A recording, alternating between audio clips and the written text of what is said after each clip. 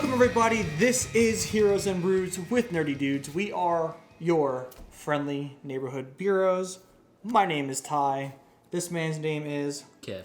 And we're going to do some nerdy news today. Recently we found out that Sony has come up with a name for their Marvel Universe. Yeah. The Sony Universe of Marvel characters. They're not a big fan of the name, so they know they want to keep that internal. But wait, they're not a big fan of it either? No. Wait, so they came up with it and then they're like, they don't. They said that's what they're using in-house, but they don't want people to recognize it as that, but that's what people are going to recognize. well, how did it get out? They said it in a statement. Stupidest thing. So, Venom's coming out soon. I think in what? Is it October 3rd? Oh shit, man, it's soon. Right? Isn't it October 3rd? It's coming out soon. Or the 6th? Something like that. Whatever the Friday is. I don't know. Someday like that. But it's coming out soon. I'm kind of excited. I think it's going to be good. I know you have your opinions on it. So, staying away from Venom, though, because we're not talking about Venom. We're talking about Sony Universe of Marvel characters. Can't you say it with a straight face? Would you be mad? They gotta right? make an acronym or something. So, obviously, they have access to all Spider-Man, his villains, characters. Yeah. I know they have a bunch of things lined up. I'm not sure what. I think Black Cat movie's one of them. Oh, God. Well, they almost sound like DC. They do. But would you be mad, right? Uh-huh. If Sony tried to get these characters into the MCU? Try to get them in? Yeah. Like, if they, say if they're like, you know what? Marvel's like, we like what you're doing with Venom, Black Cat, all these other characters. Is like Dr. something a character, or Mr. 1000 or Mr. Manhattan or something like that? Well, Dr. Manhattan he's from Watchmen. Yeah, that's not. So it's a DC, but yeah, I'm not thinking of that. I'm trying to think of who I was trying to say. I saw a bunch of lists. Well, I heard. I heard intrigued. rumors. There's rumors of, what's his name, Morbius, the living vampire. Morbius, yeah. Which apparently Jared Leto's gonna play. Oh right, I forgot about that. That's fine. He could go that way, and bring in someone else for the Joker. Go on to Sony's universe of the classic Marvel characters of the Sony universe of Sony. Go over there. Then I heard Kraven, the Hunter, you're right. Yeah, yes. having his own solo film, and then I heard Black Cat and what is it, Silver Sable or something like that. Then there was, but then they were gonna have a joint film. Now they're gonna have separate films. So you're good. Yeah. But all I have to say is, how the hell are you going to have any of these without Spider-Man? You have to have Spider-Man in order to have all these. I agree with you. That's the way that I feel. Now, however, I could be proven wrong, and Venom could be freaking phenomenal, yeah. and it could be so great where I'm just like, wow, I'm okay with just having Venom in a film. I don't need Spider-Man, and then bring on Kraven and Morbius. And but at the same time, you can just have all these villains and anti-heroes, right? That's all it is. I know, but then who's gonna come in and save the day from these villains, these anti-heroes? Exactly. Spider-Man, unless they bring the MCU and the Sony's universe of Marvel characters together. You have to at least have Spider-Man. I don't understand why they can't just keep everything under one roof.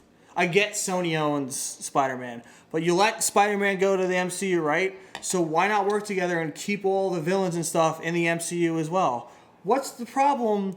Why keep everything separated for right now? Why have Sony Universe of Marvel characters? Why have the MCU? Why have these different universes when Spider-Man's in the MCU, but then I guess there's no Spider-Man, but there's a bunch of his villains running around causing havoc in New York? I don't know what the agreement... Because the thing is, even the Netflix series reference the MCU. Everything's in the MCU besides Venom right now. Why? Why keep one thing separate when everything you have, Cloak and Dagger, the Netflix series, all the movies. Is Cloak and Dagger part of the MCU? They mentioned it. They mentioned all the stuff that happened in New York and everything. Did they yeah. Really? So I don't understand I didn't know that. why you have everything intertwining except for Venom, except for this Sony cinematic universe. That makes no sense to me. I get you're trying to branch off and make these different films, but why, when you're already making it like a strive to have everything intertwined when it's different TV shows, whether they're on ABC or they're on what channels? Cloak and Dagger on. Freeform. You got ABC, Freeform, Fox, and everything, and all these movies all intertwined, and then you're just gonna separate Sony's movies because why?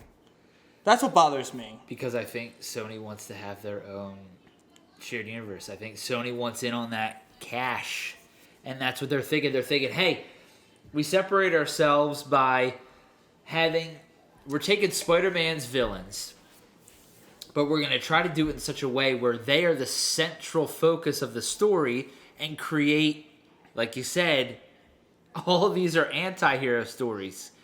So, I don't know. In a way, the Punisher is kind of an anti-hero. So maybe they're thinking somebody like that. I would think even like a character like Spawn, even though I know this whole Spawn reboot, I don't even know what that's going to be like. But it's kind of horror-ish. I'm not sure. Anyways, I don't want to get off track. But maybe they're thinking, we want in on this too, and maybe this is a way to separate ourselves. I'm just trying to play devil's advocate. I'm not saying I agree with everything. I'm just trying to, like, you know, put myself in their shoes, and try to think of where they're coming from. Maybe they just kind of want their own thing, their own shared universe. You know, people are familiar with these Spider-Man villains, obviously, Kraven the Hunter, Venom, and, you know, they just kind of want to focus on, you know, these are our characters. They're a little off-kilter. They're not your classic heroes, but here's the thing. I'm not super stoked on Venom. Nothing about the trailers or anything has me like, shit, yeah, I want to see this. And saying that, I'm going to go and see it. Who am I kidding? I have to go and see it. But the movie could blow me away, and I could be like, shit, you know what? This really freaking worked. Yeah. And I'm kind of excited to see Venom in a Kraven's world and learn about Kraven and Morbius and like them all come together. See, but I'm excited for the Venom film. I just hate that they're not sticking to this continuity where everything's in this shared MCU. Because, like, you're taking Spider-Man out of your universe, right? Right off the bat by giving them to Marvel. Done. But then, like... But you're Sony also has... also owns... See, that's what I mean. I don't know how... I forget how they split it. You know, Kevin Feige and all them at Marvel said... Let us use him for our stuff, but it's still going to be a Sony property, but a part of Marvel Studios. I don't know what that final agreement was. I don't know either. But I'm just... Because, like, the thing is, like, what? So if Venom's used in this Sony universe, right? Can he be used in Marvel? Because then you got I don't know. I'm trying to think. If it's not in the contract, then I guess they can't use Venom. Which blows my mind, because, like, Venom and Carnage are two of the most iconic Spider-Man villains. I agree. By far. That's why it's bizarre. Yeah, and that's what frustrates me, because, like, I want them in the same universe. I don't want Eddie Brock in California and Spider-Man in New York and then never see face-to-face ever. Venom, does that take place in New York? I think it's in California. It's in California? I think. I thought from the trailer, I thought they were somewhere in California. I could be completely wrong. Weird, too. I don't know, man. It sucks because I wanted to see Venom and Spider-Man face each other, because Spider-Man 3, which I just saw is on Netflix, by the way. It is. Netflix. I was watching it the other day. I kind of want to watch it because I haven't watched it in a long time. I put it on when I was going to bed. It's okay. It's pretty bad, right? It's okay. but I mean, that whole Topher Grace Venom is pretty... Eddie Brock bothered me the whole time. Oh, he's terrible. Yeah. It's terrible. And poor Topher Grace, he's great, but it's just, he was miscast. Yeah. But I don't know. It's a really bizarre thing, and I don't know how you're going to incorporate, you know, because Venom, unless they're not going to go this route, Venom has the spider on his chest. And it's to mimic Spider-Man. Yeah. But if you're not going to introduce Spider-Man, then I guess you're just not going to have that. Yeah. And if you're not going to have it, then all right, fine. Then you're not going to have that. But it's just, I don't know. It's just like, it's kind of weird, because I thought we were getting to a point where, you know, we were so, you know, just put these heroes in their costumes. I know that it's not technically a costume. It's the and I'm gonna butcher it. Symbiote. Yeah, symbiote. That's what I say. Symbiote. I know people symbiote. keep going back and forth like it's this. Whatever you want to call it, Kev. But we've just I feel like these studios have said just put them in the outfits that we know and love. Let's not, like, for example, the X-Men movies that just came out. Yeah.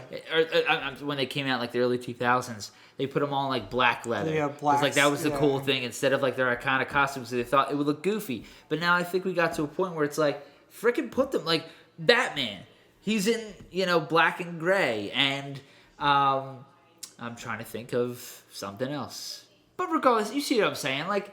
And it's just like, well, why not just continue with that? Because obviously, this is just what we want to see as comic book fans. You just want to see what was on the page on the screen. Just take the page, throw it on the screen, make it work. Exactly.